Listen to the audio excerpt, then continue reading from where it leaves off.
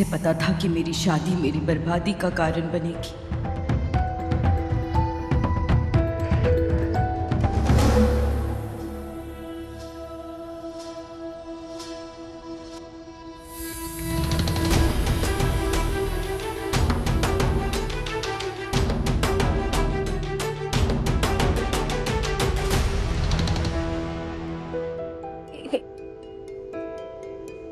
Sorry, मैंने आप लोगों को देखा ही नहीं। सॉरी। हाँ, क्या बात है भाभी जी, दुल्हन का कुमकुम से स्वागत कर ही दिया आपने।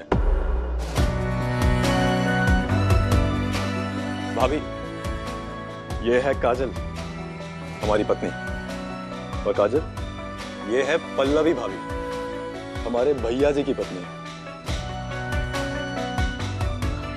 नमस्ते। नमस्ते। इन्होंने बताया था कि तुम दोनों आ रहे हो, लेकिन इतने अच्छे दिन आओगे ये नहीं पता था। देखो, आज हमारे घर में माता रानी की पूजा है। और काजल, महीने के हर दूसरी शुक्रवार को ना हम लोग माता रानी की पूजा रखते हैं, और जो माता रानी पर सिंदूर चढ़ाते हैं ना, उसे आशीर्वाद के तौर पर दरवाजे पर डालते हैं। लेकिन तुम कितनी सौभाग्यशाली हो, दहलीज पर कदम रखते ही माता रानी का आशीर्वाद भी तुम्हें मिल गया। देखो, सिंदूर सीधा जाकर तुम्हारी मांग पर गिरा है। बिल्कुल। उस घर में पहला कदम रखते ही ऐसा लगा दीदी नहीं, साक्षात देवी माँ खड़ी है मेरे सामने, और उस देवी के पीछे अच्छाई का मुखौटा पहने खड़ा था एक राक्षस।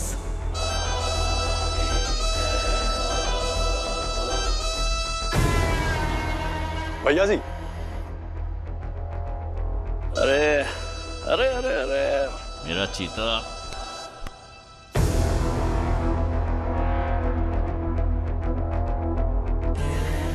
अरे अभी भैया जी, काजल। अरे अरे नहीं नहीं नहीं नहीं नहीं, यार बता दिया करो तुम।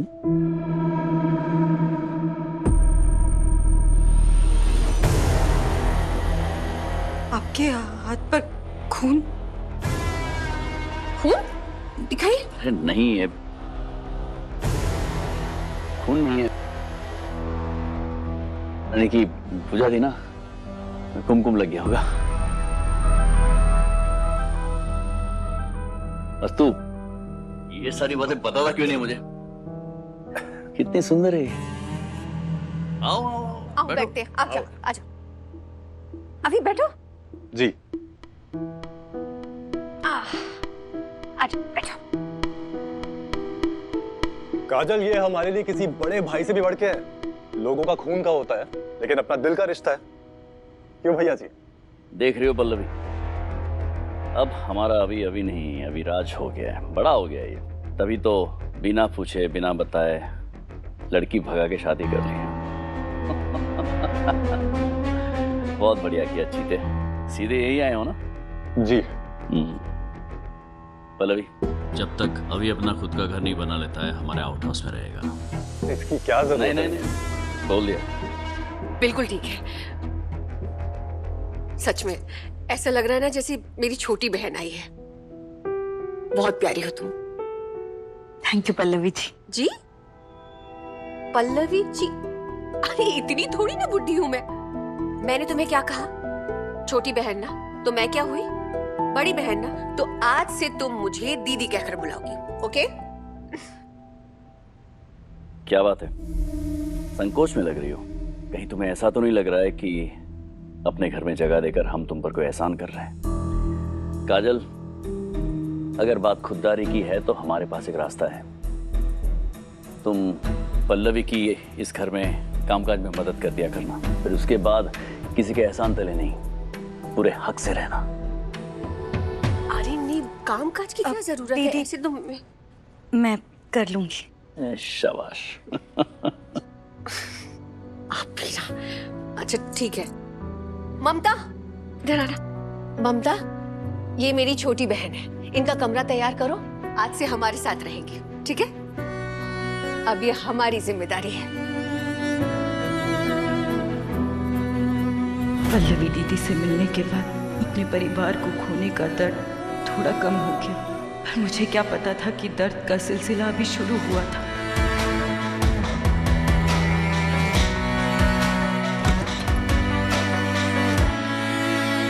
अभिराज, कहाँ रह गए थे तुम? कितना डर गई थी। कहाँ चले गए? क्या बात है, हम काम पे गए थे ना।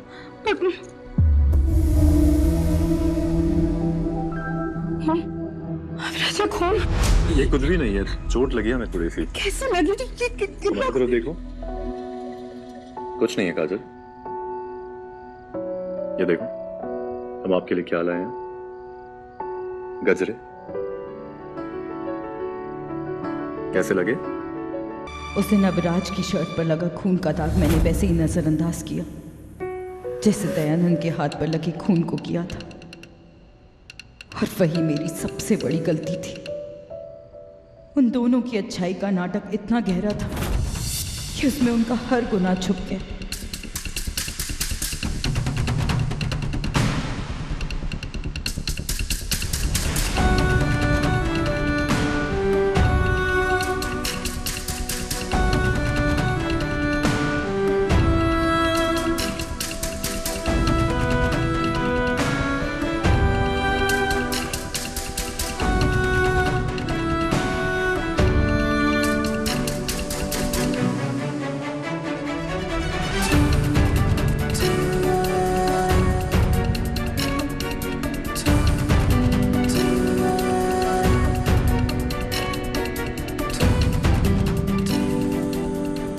विराज के साथ हर पल सपना जैसा था।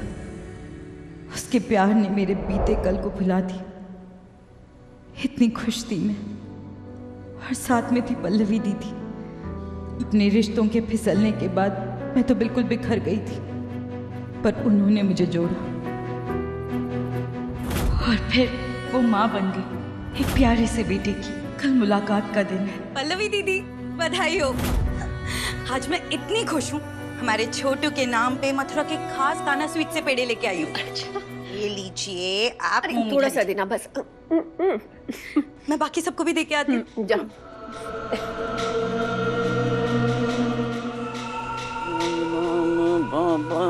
बधाई हो भैया जी, आज तो आप बहुत खुश होंगे। लीजिए। अरे कमली, आप भी लीजिए। मेरा दिल तो तुझे देख कर ही खुश हो जाता है। अब मैं बाकी सबको भी देके आती हूँ। अरे अरे मैं कह रहा था, ये इतनी सी मिठाई से मेरा क्या होगा? आप एक और पेड़ा ले लीजिए।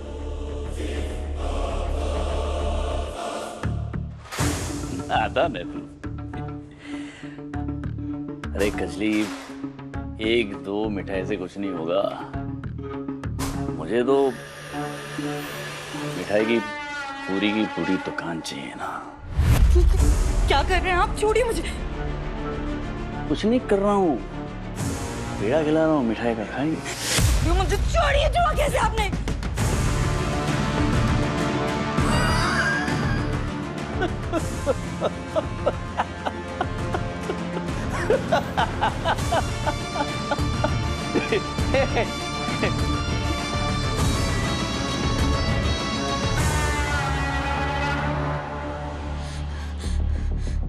भैया जी, और ऐसे नहीं चल कर।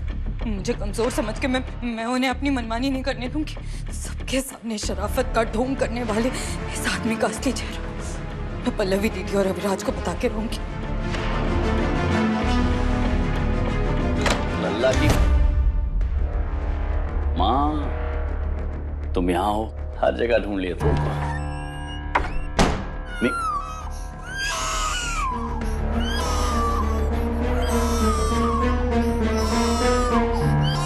अरे मिठाई लाए थे, सबने खा ली। पूरे मोहल्ले, शहर, घर सबने खा ली, तुम्हारे लिए लाया था। अब वो काजल ने मुझे खिला दिया था, आप रख दीजिए ना, बाद में। ऐसे कैसे मिसेस पाठक, अपने पति के हाथों से नहीं खाओगी क्या? अरे इस लल्ला को इस दुनिया में लाने में हमारे भी तो हाथ है। ये मुझे मन नहीं अभी कुछ खाने का, रख दीजिए ना, मैं बाद में ले लूंगी। प्यार तो है ना, इसे हमारे प्यार की निशानी समझ के ही खा लो।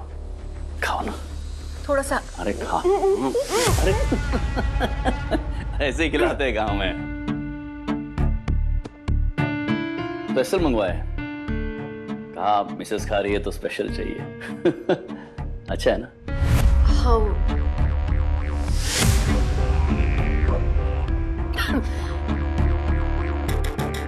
क्या हो?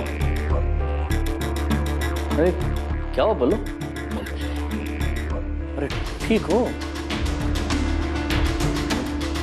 लल्लक माँ? पता नहीं गला क्यों चल रहा है। पानी, अरे अरे पानी मुझे।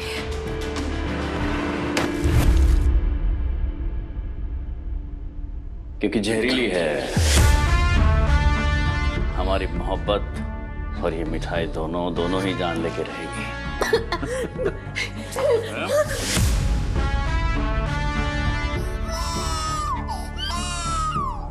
इतनी बेवकूफ हो, बेवकूफ नहीं भोली हो, क्यूट हो, इसलिए शादी किए थे। हम सोचे थे क्यूट हो शादी कर लेते हैं, बाबूजी का पूरा प्रॉपर्टी बिजनेस सब कुछ हमारा नाम हो जाएगा। लेकिन नहीं, तुम तो मतलब कोई बात नहीं, कोई बात नहीं, अब सब ठीक हो जाएगा। अब क्या है, तुम हो जाओगी पल्लवी से स्वर्गीय पल्लवी पाठक, और हम हो जाएंगे दयानंद पाठक मालिक। ये सब कुछ हम करेगा, इसलिए जरूरी है कि तुम मरो।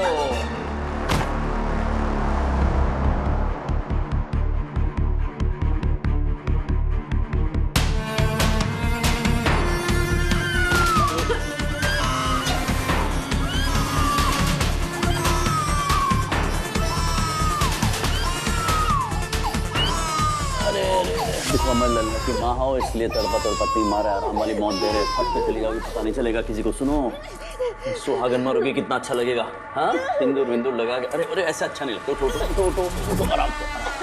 अरे अरे लल्ला की उठो उठो, आराम से, आराम। आवाज नहीं करना, बिना आवाज किए ना जाना जरूरी है, और जाना बहुत ही जरूरी है।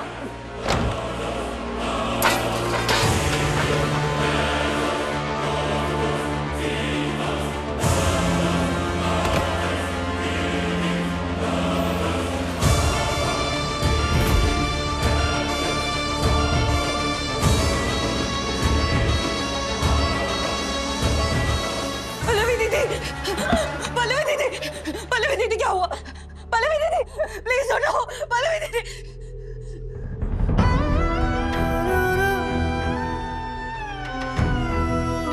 कितना बड़ा है बहान है तू दयानंद। जिन्होंने तुझे भगवान माना, तूने उनके साथ ये किया। पैसों के लालच में तूने पल्लवी दीदी की जान ली। अरे कतली, एक छोटे से बच्चे को बिन मां का कर दिया। ऐसा कुछ नहीं हुआ है। मैं तुझे छोड़ूंगी जी। आप ही पुलिस को बुला के आओ। बात सुन सुन सुन छोड़ मुझे। सुन, ए कजली कजली कजली कजली।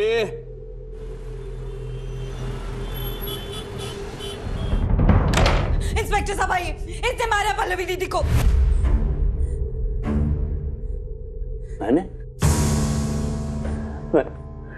कैसे? क्या बोल रही हो तुम? पेड़े लेकर कौन आया था? पेड़े लेकर कौन आया था? मैं। तो किसने मारा फिर मेरी पल्लो को? किसने मारा? काजल।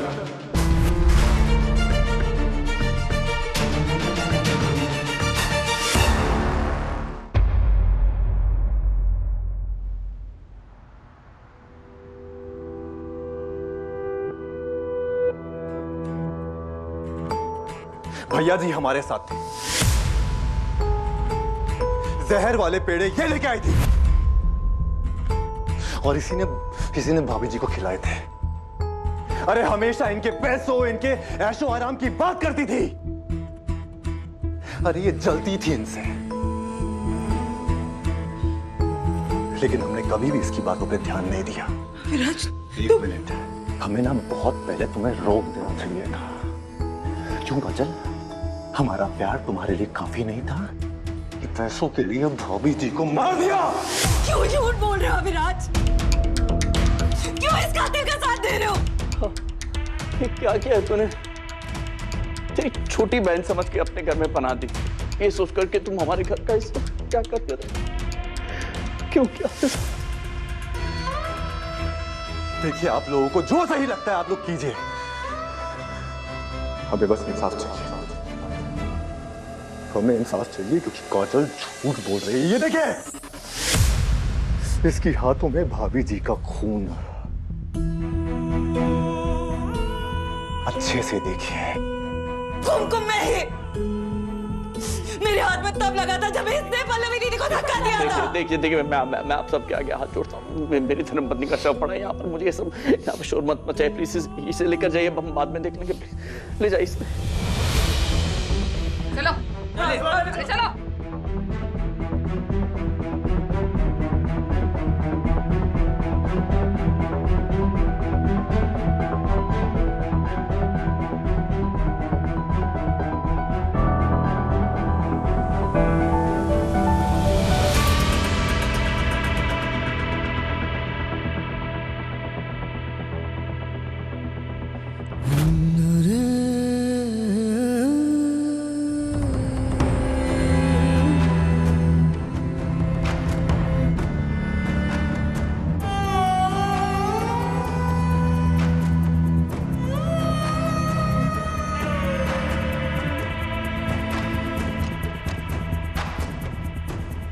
जो जुर्म मेरा नहीं था उसकी सजा काट रही हूँ। अपनों का दिल तोड़ने की कीमत चुका रही हूँ। जो मेरे साथ हुआ वो मेरी बिंदी के साथ नहीं होने दूंगी। मेरी बिंदी की रक्षा करिए किशन जी। मेरी मासूम बच्ची के बारे में किसी को पता नहीं चल सकता।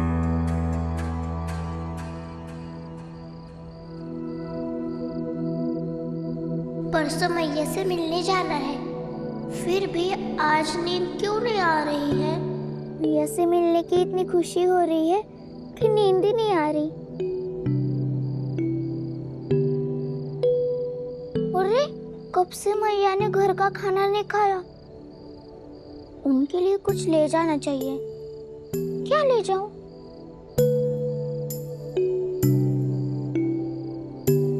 कुछ मीठा? हाँ, मुझे मैया के लिए कुछ मीठा बनाना चाहिए।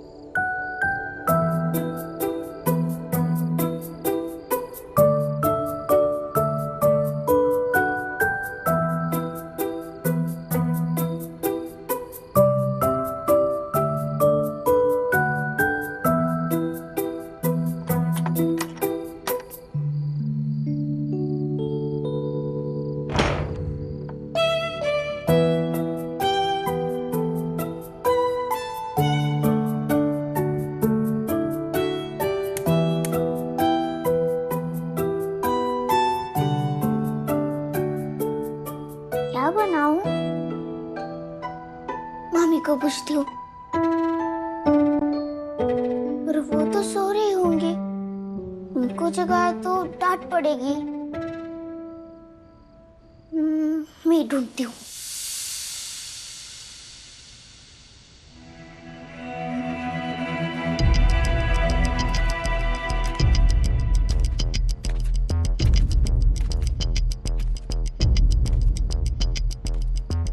मम्मी, वो मैं। अरे आप? बिंदी, इतनी रात को?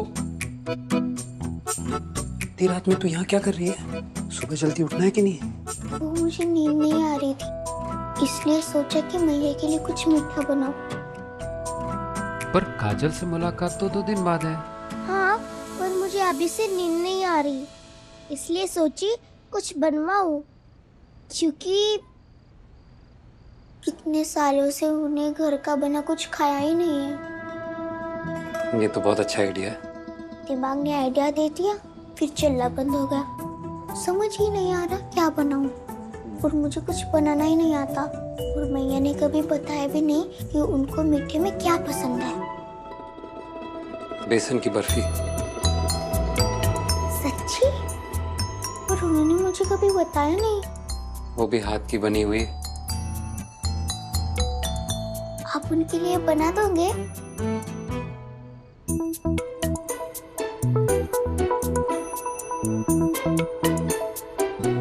हाँ, बना दूंगा, लेकिन तुझे मेरी मदद करनी होगी। और एक शर्त है, मामी को मत बताना। क्यों? झूठ क्यों बोलेंगे? अरे झूठ कहाँ बोल रहे हैं, हम तो कुछ बोल ही नहीं रहे। ठीक है? चल आजा। सौरभ? सौरभ कहाँ गए? ये आवाजें कैसी आ रही हैं?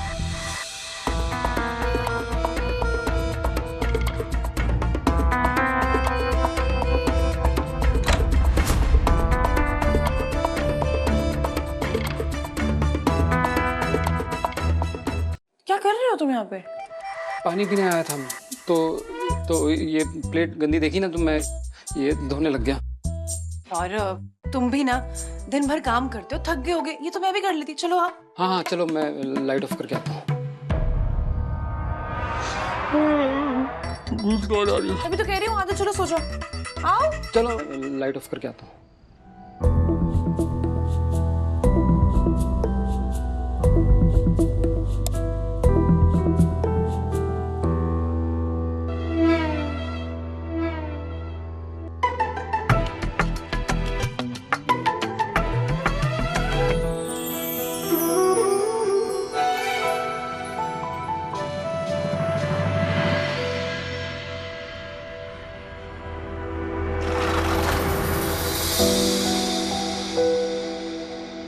ए उठ, जीना है तो खाना खा ले।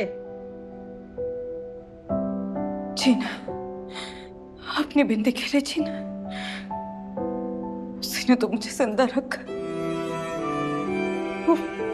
वो नहीं होती तो कब मर चुकी होती। खून करने की सजा हुई है, अब यहीं पे रह और यहीं मर। शादी के मंडप से भागकर अविराज से शादी की, बाबूजी की मौत, भैया की शर्मिंदगी, सबकी जिम्मेदार हूं मैं। जिसके लिए सबसे दगा किया वही मुझे धोखा दे गया। अब जी के क्या करूं?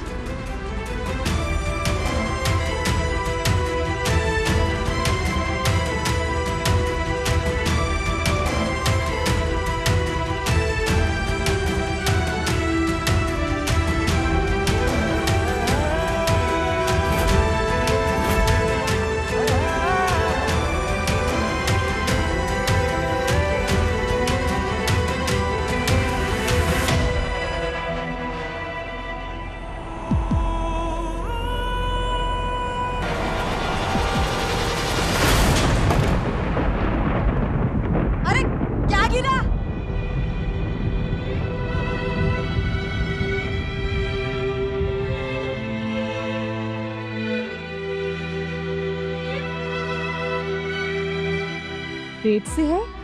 कितने महीने?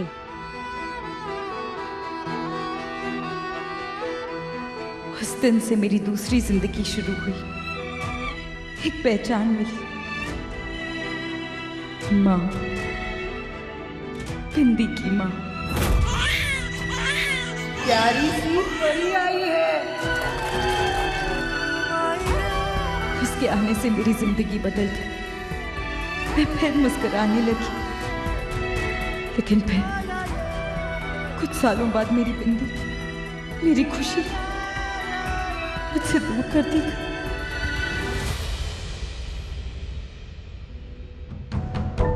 कल मुलाकात का दिन है, मैं उसे फिर मिलूंगी। मेरी बिंदी मुझसे मिलने जरूर आएगी, और शायद भैया भी आए। उन्हें आना होगा। कंचन कल दयानंद से बात नहीं कर पाई, लेकिन आज जरूर करेगी। मुझे भैया को बताना है बिंदी खतरे में। मुझे कल उनसे हर हाल में मिलना होगा।